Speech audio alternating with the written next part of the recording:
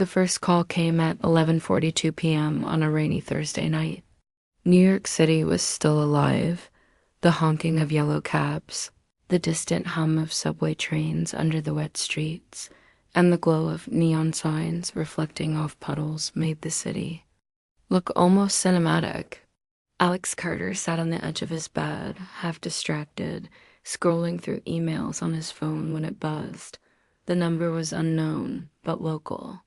He hesitated for half a second, then ignored it.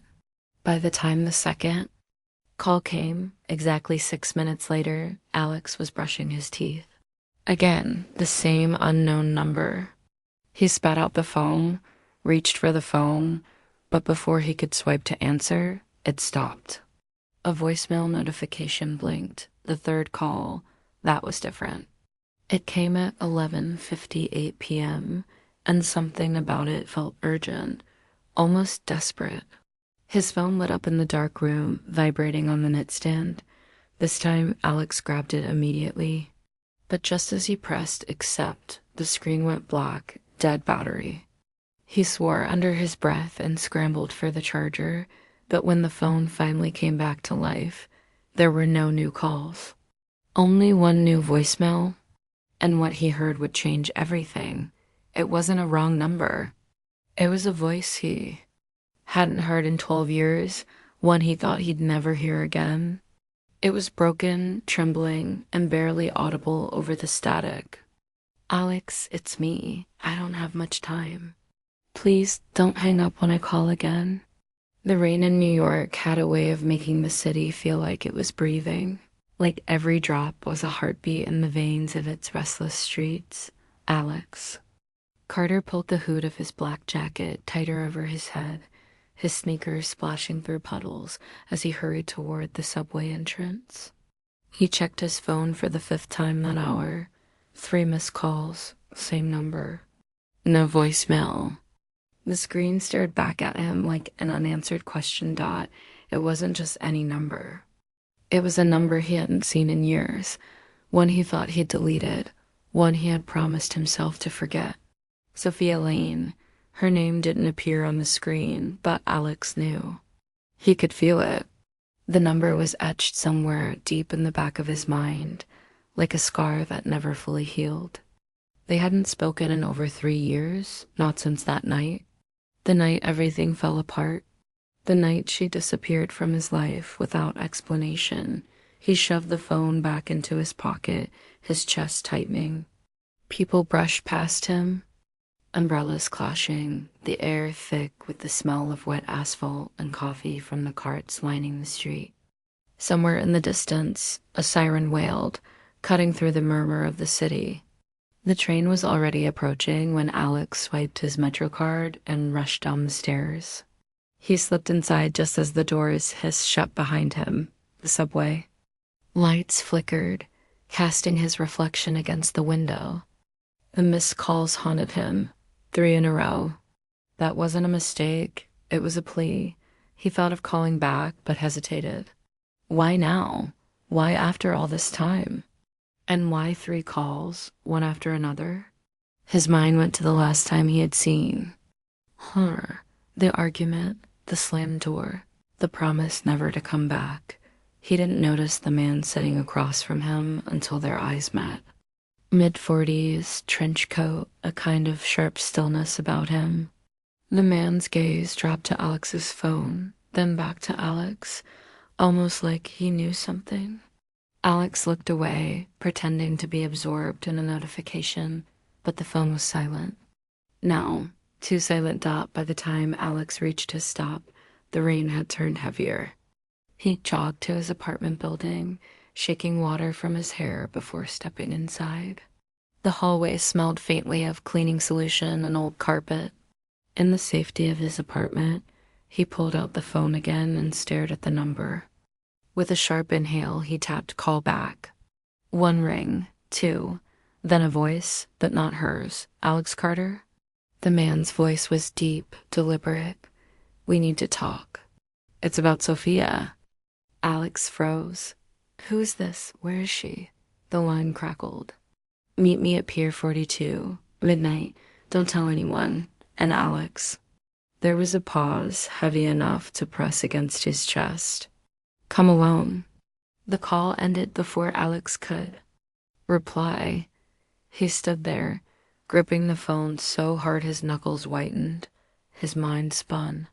Pier 42 was on the East River, quiet at night, away from the rush of the city. A place for shadows, not conversations. Midnight couldn't come fast enough, but the hours in between felt endless. He paced. He tried to eat. He stared at the rain painting the city in streaks of silver. When the clock hit 11:30, he grabbed his jacket and left. The streets were quieter now, the rain easing into a fine mist. He walked the last block to the pier with his hands in his pockets, his pulse loud in his ears. The East River shimmered under the pale glow of streetlights, the Manhattan Bridge looming like a silent guardian. That's when he saw him, the man from the subway. The man didn't waste time. Sophia's in trouble. Serious trouble. Alex stepped closer. Where is she? The man glanced around, then handed Alex a small leathered envelope. She wanted you to have this. She said it explains everything. But it also puts you in danger. If you open it, there's no going back. Alex took the envelope, feeling the weight of it, light but heavy in meaning.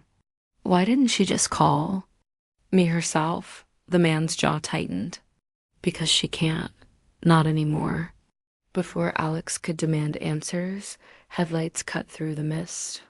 A black SUV slowed near the pier. The man's expression shifted to urgency. Go, now. Alex ran, clutching the envelope, his breath burning in his lungs.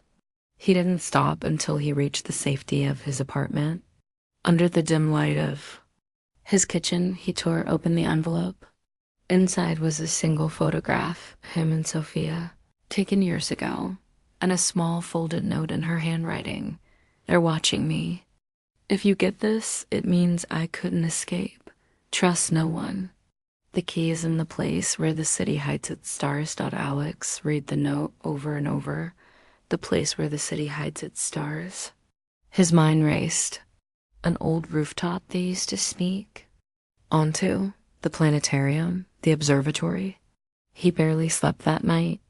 The next day, he took a cab to the Hayden Planetarium. He wandered among the exhibits until he reached the far side, where an employee's only door stood ajar. Inside, tucked behind a panel, he found a small metal key with the number 409 scratched into it. The key led him to a locker in an old storage facility in Brooklyn. Inside was a USB drive. When he plugged it into his laptop, a series of encrypted files appeared, along with a video. Sophia's face filled the screen, her voice trembling. Alex, if you're seeing this, it means they found me. The people I got involved with, they don't forgive. You have to take this drive to the police. Don't try to find me. It's too late for that. Alex sat frozen, tears pricking his eyes. He wanted to believe she was wrong, that he could still find her, still fix this. But deep down, he knew this was goodbye. 2 days later, news broke of a body found in the Hudson. They never released the name, but Alex didn't need them to. He knew. He took the drive to the police, knowing it might help bring her justice. Late that night, back in his apartment, he looked at his phone one last time. 3 missed calls. The last time he'd hear from her, he saved the number not to call back, but to remember. Some numbers you don't delete. Some ghosts you don't chase away. And as the rain began to fall again over New York, Alex sat by the window, listening to the heartbeat of the city, wondering if somewhere, in some way, she was still watching the stars she once loved.